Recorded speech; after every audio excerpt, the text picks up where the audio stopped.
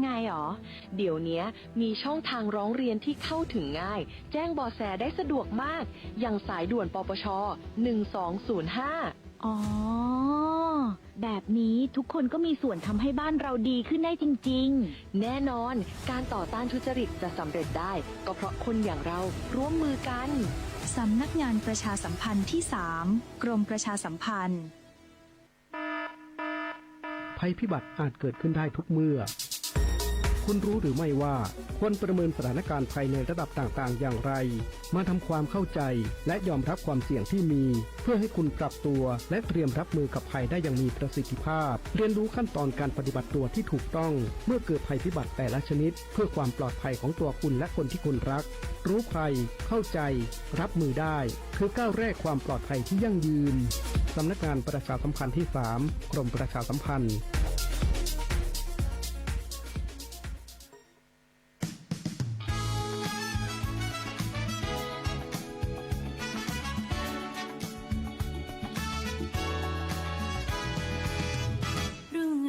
ที่ขอบฟ้า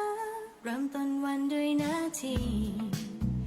กับเส้นทางที่เดินมาหลายปีไม่ได้เป็นแค่คนทำงานแต่เราคือฝันฝืนที่ยิ่งใหญ่ขับเคลื่อนความหวังของคนไทยให้ก้าวไปด้วยกันจากงานเล็กๆที่ทำสู่รอยยิ้มที่ได้รับมาคือพลังศรัทธา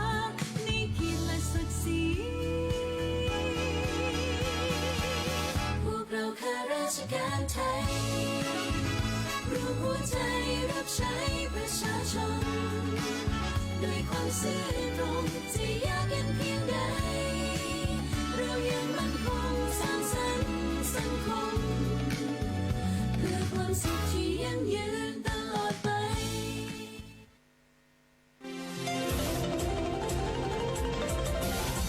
วิทยุแห่งประเทศไทยให้ความรู้คู่ความสุขที่นี่สถานีวิทยุกระจายเสียงแห่งประเทศไทยจังหวัดลำปางทำการส่งกระจายเสียงในระบบ FM ความถี่ 97 เมกะเฮิรตซ์ จากนี้ไปเชิญติดตามรับฟังรายการสื่อความรู้สู่ผู้สูงวัย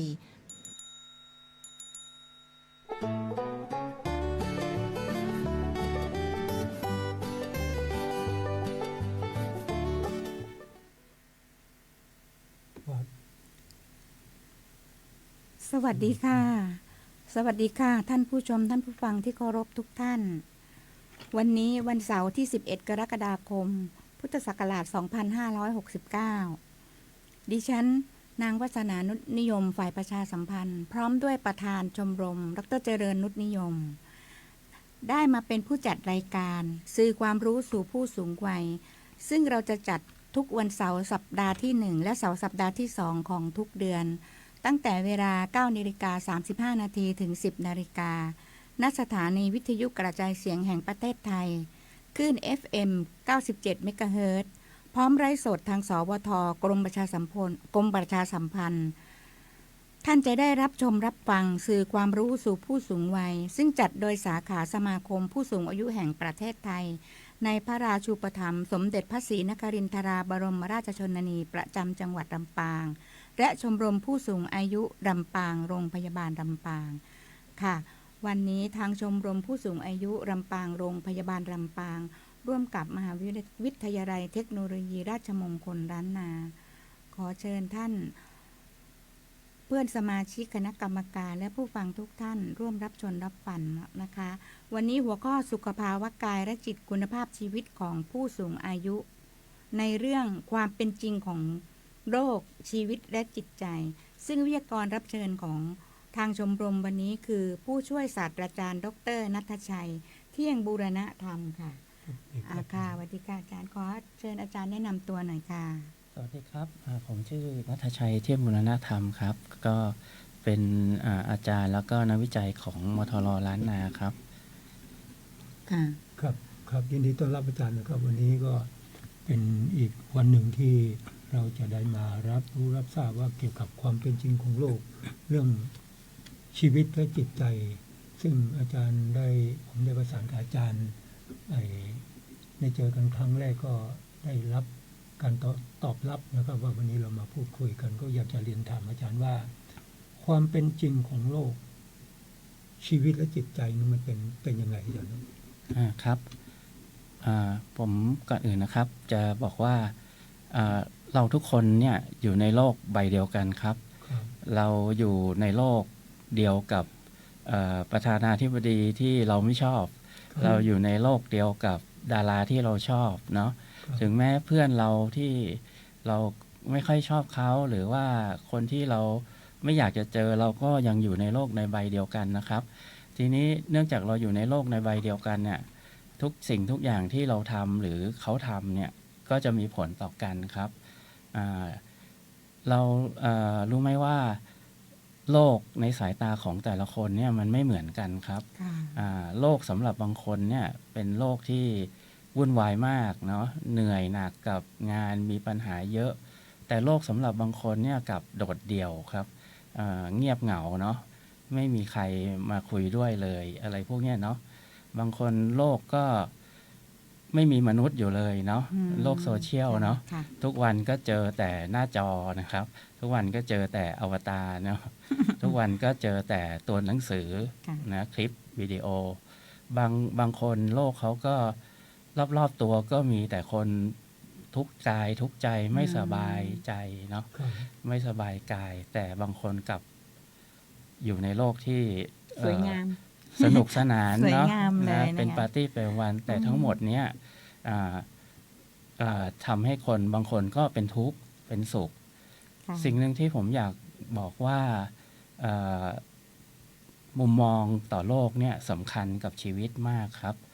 เรารู้ไหมว่าทุกสุขทั้งหลายเนี่ยมันไม่ได้มีอยู่ในโลกครับอย่างมองของเข้าของใกล้ๆตัวเราก็ได้นะครับดูอย่างเสื้อผ้าเราเนี่ยเสื้อผ้าเราไม่ได้มีทุกข์ไม่ได้มีสุขนะเรามองเห็นเสื้อผ้านี้แบบนี้สไตล์นี้เราไม่ชอบแต่ว่าไอ้ความไม่ชอบไม่ได้อยู่ที่เสื้อผ้าครับอยู่ที่ตัวเราครับนะครับนะทีนี้ในใจเราเองก็เหมือนกันนะครับจิตใจเราปกติเดิมทีเนี่ยมันก็ไม่ได้มีสุขไม่ได้มีทุกข์มันเป็นอะไรที่ว่างเปล่านะครับเราลองดูว่าตอนที่เรานอนหลับหรือว่าตอนที่เรากำลังทำอะไรสักอย่างง่วนอยู่เนาะเราก็ไม่ได้สุขไม่ได้ทุกข์เนาะแต่สุขกับทุกข์มันมาได้ยังไงเนาะมันมาเพราะว่าเรามีการปรุงแต่งขึ้นมาเราเห็นบางสิ่งบางอย่างเราไม่ชอบเราก็ทุกข์เนาะส่วนใหญ่ทุกข์เนี่ยมันเกิดได้สองแบบนะครับไม่ใช่ว่าเจอสิ่งที่ไม่ชอบอย่างเดียวนะบางทีไม่ได้สิ่งที่ต้องการก็ทุกข์ครับนะก็วิธีที่เรามองโลกเนี่ยเราก็มองว่าทุกสิ่งทุกอย่างเนี่ยมันเกิดจากใจเราครับถ้าใจเราทุกข์เนาะเราก็สร้างขึ้นมาเองส่วนใหญ่นะเราสร้างขึ้นมาเองนะเราไม่พอใจเราทุกข์เราไม่ได้อย่างที่ต้องการเราทุกข์เราได้ไอ้สิ่งที่เราไม่อยากได้เราก็ทุกข์เนาะถ้าเรารู้จักปรับตรงนี้เข้าใจโลกเนี่ยเราก็จะปล่อยความทุกข์ออกไปได้มากเลยครับเกือบทั้งหมดเลยเนาะครับอย่างที่อาจารย์พูดว่าบางสิ่งบางอย่างได้มาก็ทุกข์บางสิ่งบางอย่างได้มาก็สุขคือเอายกตัวอย่างสมมติว่าเราเครื่องอำนวยความสะดวกของเราเนี่ยยกตัวอย่างรถยนต์เนี่ยนะบางคนไม่มีรถเอาอยากได้พอตอนอยากได้เนี่ยรู้สึกมันมีความสุขครับพอได้มาเลยก็มีการซื้อสดก็สบายใจไปถ้าผ่อนนะผ่อนรายเดือนตามมาเนี่ยเนาะอันนี้ยกตัวอย่างเนาะที่มันตามมาตามหลังเนี่ยคือว่าตอนหลังเนี่ยรถเราก็ใช้น้ำมันแล้วก็เติมทักษะสารพัดที่จะต้องทำเงินเดือนก็เท่านี้เนาะไหนยังมีครอบครัวจะซื้อนั่นซื้อนี่แล้วเงินไม่พอใช้ก็เกิดทุกข์ได้รถมาก็ทุกข์เนาะอันนี้ตั้งแต่พูดถึงว่าเราได้มาตอนแรกเราคิดว่าโอ้ได้มาแล้วมันจะมีความสุขอย่างนี้เนาะพอมาเจออย่างนี้นี่แหละครับผมว่าอย่างอาจารย์พูดว่ามันทุกสิ่งทุกอย่างมันอยู่ที่จิตใจใจเราถ้าจิตตังทันตังสุขาวหังนะครับจิตที่ฝึกแล้วสามารถเป็นสุขได้ใช่ไหมอาจารย์ครับผมก็คืออย่างที่ประธานถามท่านอาจารย์ทีนี้ว่าจริงๆแล้ว ในในในในเรื่องความจริงของโรคชีวิตและจิตใจ ก็ไม่ใช่ว่าจะต้องเฉพาะผู้สูงวัยผู้สูงอายุเป็นได้ทุกๆวัยใช่ไหมคะอาจารย์ ใช่ครับเรื่องนี้เกิดขึ้นทุกวัยเลยครับ ค่ะ ทีนี้ในวัยเด็กเนี่ยอาจจะยังเรียนรู้ไม่มากพอยังไม่มีการรับรู้ที่ตรงกับสถานการณ์เนาะเราก็ต้องค่อยๆเรียนรู้เติบโตแต่ในวัยผู้ใหญ่วัยสูงอายุเนี่ยผ่านโลกมามากเราก็สามารถแยกแยะออกว่าอันไหนเนี่ยเกิดจากการปรุงแต่งเนาะอันไหนเกิดจากโรคผลจากการเหตุการณ์ที่แท้จริงเนาะอย่างเช่นรถชนอย่างเงี้ยก็คือว่าเราเจ็บจริงนะแต่เราเจ็บโดยไม่ทุกข์ก็ได้ครับถ้าเราเจ็บแล้วเราทุกข์ด้วยเนี่ยคือเราเหมือนกับเสียสองต่อเลยเนาะ ใช่ ทั้งร่างกายและจิตใจด้วยเลยนะคะ ใช่ครับ ค่ะก็เนาะอย่างที่ฟังอาจารย์พูดก็แค่เริ่มต้นนี่ค่ะก็ทุกวัยคงจะต้องมานั่งฟังเข้าใจว่าแล้วจริงเนาะในโลกนี้มันมีสองอย่างเท่านั้นน่ะในตัวมนุษย์เรานี่นะคะ ไม่ว่าวัยไหนก็คือชีวิตคือร่างกายจิตใจก็คือการดำรงชีวิตของเราต้องมีจิตใจลมหายใจอะไรอย่างนี้ที่ว่าสุขภาวะกายและจิตในหัวข้อของทางชมรมนะคะก็ตรงกันเลยตรงประเด็นกันเลยทีนี้อย่างที่อาจารย์พูดเนี่ยถ้าท่านแต่ละวัยเข้าใจไหมหรือว่าจะมีข้อแนะนำเกริ่นนิดๆหน่อยๆให้มันไปทางไหนดีที่ว่าเขาจะได้เข้าใจว่าคุณภาพชีวิตของแต่ละท่านเนี่ยจะมีความสุขไม่ต้องมากก็ได้ขอให้มีความสุขบ้างเนี่ย ในส่วนของผู้สูงอายุนะครับหลายคนก็การงานก็ไม่เรียกว่าเกษียณแล้วอะไรเนาะก็อยู่ในวัยที่จริงๆยังทำงานได้แต่อาจจะไม่ค่อยมีอะไรให้ทำละตรงเนี้ยก็สามารถที่จะทำสมาธิในชีวิตประจำวันโดยรู้ตัวตลอดเวลาที่เราเคลื่อนไหวที่เราทำอะไรรู้ว่าเราคิดอะไรเนาะแค่รับรู้เฉยๆเนี่ยเราก็จะจับตัวที่ทุกข์ได้ละแล้วเราก็จะปล่อยวางได้ง่ายเนาะบางคนเนี่ยเดินอยู่บนถนนแท้ๆครับมองทุกสิ่งทุกอย่างแต่ไม่ได้เห็นสิ่งที่มองครับแต่กลายเป็นว่าเห็นสิ่งที่เกิดขึ้นเมื่อวานความทุกข์ที่คนเขาพูดถึงเราไม่ดีเมื่อวานกลับไม่เห็นสิ่งที่อยู่ตรงหน้าเลยลักษณะอย่างเงี้ยก็คือเราจมอยู่ในความทุกข์แต่ถ้าเราตื่นตัวเรามองเห็นสิ่งที่อยู่รอบตัวเราจะรู้สึกว่าอันนั้นอ่ะเป็นสิ่งที่เราคิดเอาเองนะเราสามารถที่จะลบมันออกไปเมื่อไหร่ก็ได้ถ้าท่านฝึกลบมันออกไปบ่อยๆเนี่ยมันจะไม่ค่อยอยู่ในใจท่านก็จะมีความสุขครับก็อาจารย์ที่อาจารย์พูดอย่างนี้ก็เป็นอีกตัวอย่างหนึ่งยกตัวอย่างอย่างบางครั้งที่บุคคลคนอื่นนี่เขาตำหนิเราว่าอะไรให้เราเนี่ยนะเราโกรธเนาะเราโกรธแต่เราไม่ปะทะเราไม่ทำอะไร แต่ความโกรธความทุกข์นี่นะมันจะติดเรามาตลอดเวลานึกถึงเขาหรืออะไรเนี่ยมันจะติดมาตลอด แต่ถ้าเราไม่คิดถึงเขาเราก็สบายได้ใช่ไหมฮะเราก็สุขได้ตรงนี้การที่เราพยายามจะไม่คิดถึงเขาเนี่ยมันเป็นการย้ำให้เราคิดนะครับทางที่ดีที่สุดก็คือเราพยายามทำอย่างอื่นสมาธิไปอยู่ในเรื่องอื่นที่เราสนุกสนานที่เราสนใจแล้วมันจะลืมไปเองครับอย่าไปพยายามตั้งใจว่าจะลืมให้ได้นะมันจะเป็นการย้ำอีกอย่างหนึ่งนะครับคนที่เราไม่ชอบเนี่ยถ้าเรามีความไม่ชอบมีความคิดที่ไม่ดีกับเขาตลอดเวลาเนี่ยตอนนี้คือเราผูกกับเขาอยู่นะครับเนาะนี้เราก็พยายามอย่าไปสนใจเขานะไม่ใช่พยายามลืมเนี่ยยากมากครับ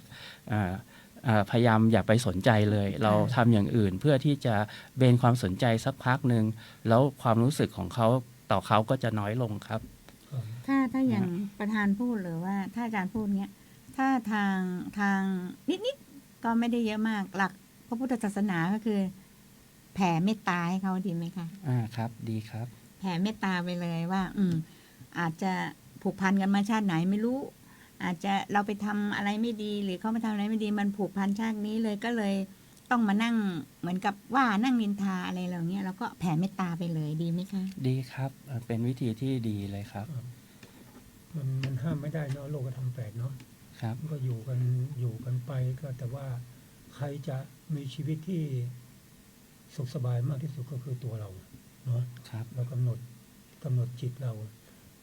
ก็ยังไงเลยนะผมว่าผู้สูงอายุเนาะทุกท่านไม่ใช่เฉพาะสูงอายุควรจะมีเวลาวันหนึ่งประมาณสัก5 นาที10 นาทีเป็นช่วงนะกำหนดจิตของตัวเองเนาะกำหนดอยู่ที่การเอาลมหายใจเข้าออกนะก็อยู่กับตรงนี้ให้เยอะๆเนาะมันจะได้ไม่ทุกข์มากนะครับ ครับ ก็ในทางพุทธศาสนาเราอาจจะเรียกว่าภาวนาเนาะ ครับ แต่เราก็ไม่ได้ต้องภาวนาอะไรตามระเบียบขั้นตอนอะไรอย่างนั้นเนาะ ใช่ อาการภาวนาของเราก็คือเรารู้ตัวอยู่ตลอดเวลา ครับ ว่าตอนเนี้ยเราคิดแล้วหรือเราไม่ได้คิด จากนั้นเราก็คอยควบคุมความคิดเราโดยจดจ่ออยู่กับสิ่งอื่น ลักษณะนี้คือภาวนาแล้วครับ แล้วก็คือเหมือนกับไม่ต้องไปนั่งอยู่ทั้งวัน ครับ ไม่ต้องคือที่พูดนี้ไม่ใช่ไม่ดีค่ะ แต่ว่าชีวิตการดำเนินชีวิตของเราเนี่ยเราจะต้องทำมาหากิน จะต้องเข้าสู่สังคม แต่เมื่อมีเวลาเราก็อาจจะนั่งภาวนาแผ่เมตตามันก็จะเกิดความสบายใจ ไม่ใช่ว่าเราต้องไปนั่งทั้งวัน เพราะเรายังเป็นปุถุชนที่ต้องมีครอบครัว มีทำมาหากิน และมีสังคมที่จะต้องเข้า ถูกต้องไหมคะอย่างนี้ ถูกต้องครับ เราอาจจะภาวนาง่าย ๆเลยก็คือไปลองทำอาหารเมนูที่เราชอบ แล้วก็ทำจิตใจให้จดจ่ออยู่กับเมนูอาหารนั้นทำยังไงถึงจะอร่อย พอเรานึกถึงสิ่งที่เราไม่ชอบ แล้วก็รับรู้ไว้นึกถึงมันนะไม่ต้องนึกแล้วกลับมาที่อาหารใหม่ กลับไปกลับมาอย่างนี้บ่อยๆเราก็จะไม่สนใจเขาเองครับ เพราะเราจะพยายามดึงเอาจิตออกจากทุกข์ทั้งหมดเนาะ ครับ การได้พูดถึงว่าชีวิตเป็นทุกข์นี่มันเป็นสิ่งที่ยากลำบากเหมือนกัน ครั นะ บ ว่าจะ คือ จะ ชีวิตของคนเราเนี่ย อืม ต้องการความสุขครับ ครับ คนที่ดิ้นรนทุกวันนี้ก็ต้องการความสุขครับ ใช่ ที่ ค่ะ หาเงินที่อดหลับอดนอนเนี่ย คนที่ไม่ทำงานเลยไปเที่ยวเตะก็ต้องการความสุข ใช่ะ ความสุขเนี่ยสำคัญของกับทุกชีวิตเลย ไม่ว่าจะเป็นมนุษย์หรือสัตว์เนาะทีนี้การหาความสุขโดยที่เราเข้าใจชีวิตเนี่ยเราจะรู้ว่าความสุขส่วนใหญ่เนี่ยมันเกิดจากจิตใจของเรา ครับ เกิดจากวิธีมองโลกของเราเนาะเกิดจากความสามารถในการจัดการปัญหาในใจตรงเนี้ยฮะถ้าเข้าใจแล้วเราจะไม่ทุกข์อะไรมากนะครับ ครับ ค่ะก่อนจะมาดำเนินรายการก็ได้พูดคุยกับอาจารย์นิดหน่อย ที่อาจารย์ก็บอกว่า จริง ๆ แล้วมนุษย์เราพอมันมีครอบครัวเนี่ยนะคะ สิ่งสำคัญคือครอบครัวของเราก็คือลูกเมื่อเรียนจบไปแล้วเราจะมานั่งทำงานอยู่ มันก็เหมือนจะทั้งสุขภาพกายและจิตนะที่เราจะต้องเจอคนเยอะๆทางราชการก็รี่ออกมาก่อนงาน แล้วก็มาอยู่ในปัจจุบันที่อย่างอาจารย์ว่าอาจจะมาทำอาหารมาทำอะไรที่มันเหมือนทำให้เราแล้วมีความสุข อันนี้ถูกต้องไหมคะ ใช่ครับเวลาที่เราทำอะไรแล้วมีความสุขเนี่ย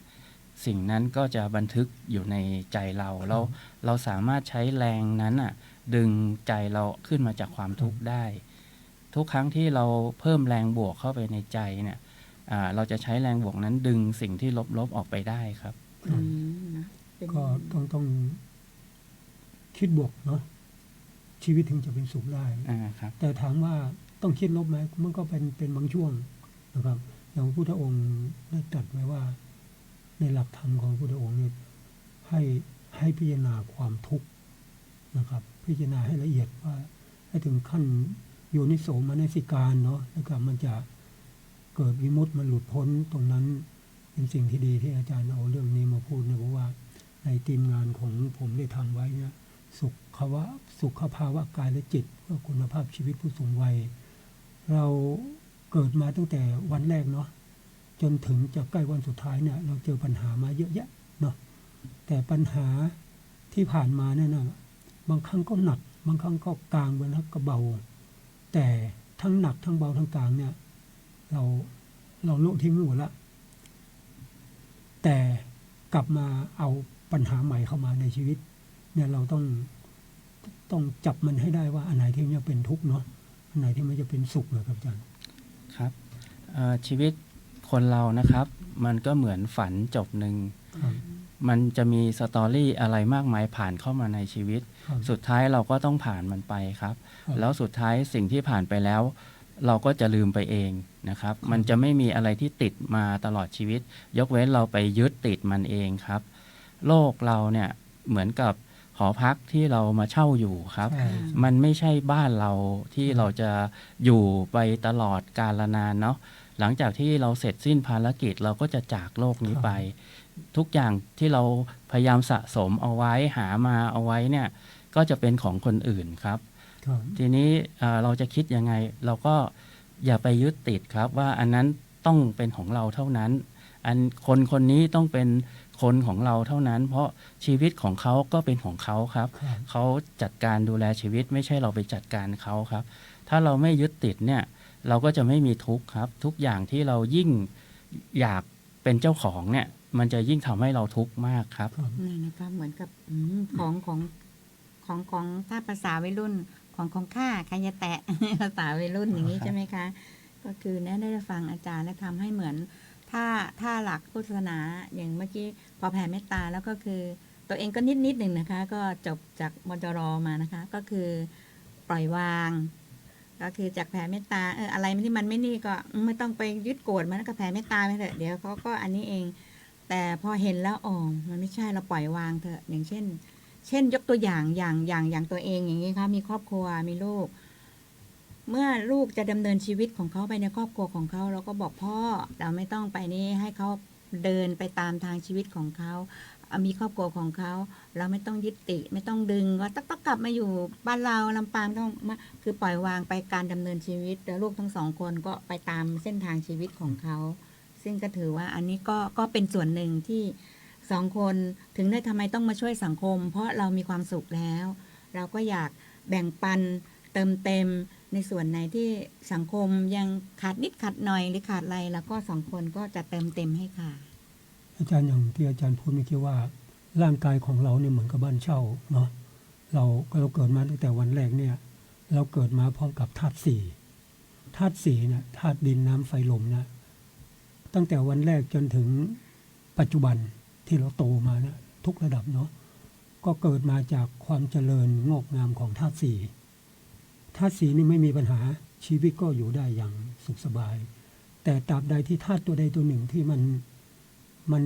มีผลกับตัวเราอาจจะว่าถึงเวลาแล้วเขาอาจจะให้มาว่าธาตุสีเนี่ยบางตัวอันนี้ผมคิดมานะบางตัวเนี่ยอยู่ได้อายุเท่านี้นะแล้วก็เป็นโรคอะไรมาเนี่ยคือภายในของเราเนี่ยมันประกอบด้วยธาตุสีหมดเลยกับดินน้ำไฟลมนะขาดธาตุตัวใดตัวหนึ่งไปเนี่ยชีวิตต้องดับสูญอยู่แล้วใช่ไหมอาจารย์ก็นั่นนะผมต้องบอกว่าตรงนี้นะครับว่าเราเกิดมาจากธาตุความแปรผันต่างๆความไม่บาลานซ์หรือว่าความไม่เสมอภาคของฐานแต่ละตัวเนี่ยว่าพระพุทธองค์บอกว่าในหลักอัตถกายเนี่ยคือมันเกี่ยวกับการตั้งอยู่ระดับไปเนาะถึงเวลาแล้วมันจะต้องดับไปทุกคนเกิดแก่เจ็บตายเนี่ยสี่อย่างเนี่ยมันจะต้องเผชิญกับทุกคนเนาะตอนเด็กๆเกิดมาวันแรกก็มีละเนี่ยปัญหาตรงนี้มีละเกิดแก่เจ็บตายเนี่ยเริ่มเจ็บเนาะเริ่มเกิดเริ่มเจ็บเนาะเริ่มป่วยเริ่มตายเนี่ยในตรงเนี้ยถึงวัยของผู้สูงอายุของเรานะครับอันนี้ทุกวัยก็ต้องพึงระวังว่าธาตุสีของในตัวเราเนี่ยเราต้องดูแลก็เรื่องที่อาจารย์บอกว่าเรื่องความทุกข์เกี่ยวกับอารมณ์นี่ก็เป็นส่วนหนึ่งนะครับอาจารย์ครับค่ะวันนี้ก็เดี๋ยวยังช่วงท้ายรายการก็อยากให้อาจารย์ได้สรุปในเรื่องที่อาจารย์นำเสนอวันนี้ความเป็นจริงของโลกชีวิตและจิตใจอยากให้อาจารย์ได้สรุปหน่อยค่ะครับอาจารย์ขอสรุปอย่างนี้ครับก็คือชีวิตเราเนี่ยเราต้องการความสุขเนาะความสุขเนี่ย ก็สิ่งหนึ่งที่จะเป็นความสุขได้ก็คือกำจัดส่วนใหญ่ที่เป็นความทุกข์ออกไป วิธีที่เราจะไม่ทุกข์ก็คือเราไม่ยึดติดเราไม่ปรุงแต่งครับ แล้วก็เราไม่ดิ้นรนจนเกินไปเนาะทีนี้เวลาที่เรามีจิตใจที่มีความสุขแล้วอ่ะมันจะส่งผลต่อสุขภาพเราเองด้วยนะถึงแม้ว่าเราเลี่ยงไม่ได้ที่จะเกิดการเจ็บป่วยเนี่ยการเจ็บป่วยโดยที่เราทุกข์ไปด้วยวิตกกังวลเครียดไปด้วยเนี่ยมันจะเลวร้ายกว่าการเจ็บป่วยที่เราก็ไม่ได้คิดอะไรนะฮะเราก็จิตใจสงบดีนะมีความสุขดียินดีกับคนรอบข้างยินดีกับสิ่งแวดล้อม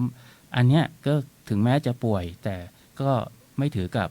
เสียหายหนักอะไรทีนี้วิธีที่เราจะมีความสุขอีกทางหนึ่งก็คือวิธีการมองโลกครับมองโลกในแง่ที่ว่าทุกอย่างมันไม่ใช่เป็นของเราทั้งหมดนะครับเราแค่ยืมมาใช้ชั่วคราวถึงเวลาเราก็ต้องคืนเข้าไปอย่าไปยึดติดยิ่งยึดติดยิ่งเป็นทุกข์ครับขอบคุณครับในส่วนที่อาจารย์พูดเมื่อกี้การยึดติดนี่เป็นเรื่องที่สำคัญเนาะเพราะพอมันฝังอยู่ในใจแล้วมันจะต้องหวนกลับมาอยู่ตลอดเวลานะครับในสิ่งที่ชีวิตเราจะเป็นสุขได้ก็ต้อง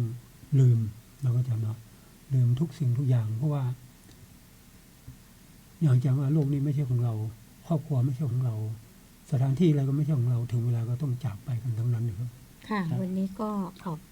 ขอบคุณท่านอาจารย์มากนะคะที่ให้ข้อคิดความรู้มากมายนะคะก็ก่อนจบรายการนะคะทางชมรมผู้สูงอายุลำปางโรงพยาบาลลำปางก็ขอเชิญชวนประชาสัมพันธ์มายังท่านผู้ฟังท่านผู้ชมรายการที่มีความประสงค์จะเข้าร่วมเป็นสมาชิกสามารถไปสมัครได้ที่ห้องประชุมชั้น 8 อาคารผู้ป่วยนอกโรงพยาบาลลำปางทุกวันพฤหัสสัปดาห์ที่ 3 ของทุกเดือนหรือท่านจะโทรประสานติดต่อมาทางฝ่ายประชาสัมพันธ์ของชมรมดิฉันนางวัฒนานุชนิยม 0818824917 นะคะสำหรับวันนี้ในส่วนครั้งต่อไปนะครับเนี่ยรายการประชาสัมพันธ์ในการจัดกิจกรรมครั้งของเดือนประจำเดือนกรกฎาคมนะคะเราจะจัดย้ายสถานที่ไปเพราะที่โรงพยาบาลห้องประชุมไม่ว่างก็จะย้ายไปจัดที่วัดเกาะวารุการามในวันพฤหัสวันที่16วันพฤหัสนะคะกรกฎาคมตั้งแต่เวลา 8:30 นาทีถึงเที่ยงนะคะขอเชิญไปร่วมเพราะเราจะจัดพิธีถวายเทียนเข้าพรรษานะคะค่ะในกลุ่มงานของโรงพยาบาลก็จะได้ไปตรวจสุขภาพเรื่องช่องปากด้วยก็อยากเรียนเชิญทุกท่านทุกคนเนาะที่ว่าอยากจะเป็นสมาชิกและสมาชิกนะครับถ้าได้ยินงานประชาสัมพันธ์วันนี้ก็ขอเรียนเชิญไปพบกันในที่วัดเกาะวารุการามในวันที่16นะครับถ้าท่านจะประสงค์จะตรวจฟันก็ขอให้อย่าลืมนะคะพกบัตรประชาชนไปด้วยเพราะทางโรงพยาบาลท่านจะต้องรันเลขนะคะเพื่อจะเข้าไปกับเป็นงานของโรงพยาบาลนะคะสำหรับวันนี้นะคะก็เวลาหมดลงแล้วทางชมรมผู้สูงอายุลำปางโรงพยาบาลลำปางก็ขอขอบคุณท่านผอ.เจ้าหน้าที่สบท.ทุกท่านที่ได้อำนวยความสะดวกต่อรายการด้วยดีตลอดมาและขอบคุณท่านผู้ชมท่านผู้ฟังนะคะทุกท่านทางบ้านขอให้ทุกท่านมีสุขภาพกายสุขภาพจิตที่แข็งแรงวันนี้ผู้ดำเนินรายการและวิทยากรก็ขอลาทุกท่านไปก่อนนะคะพบกันใหม่ทุกวันเสาร์สัปดาห์ที่1และเสาร์สัปดาห์ที่2ของทุกเดือนนะคะเวลา 9:35 น.ถึง 10:00 น.ค่ะค่ะขอบคุณค่ะ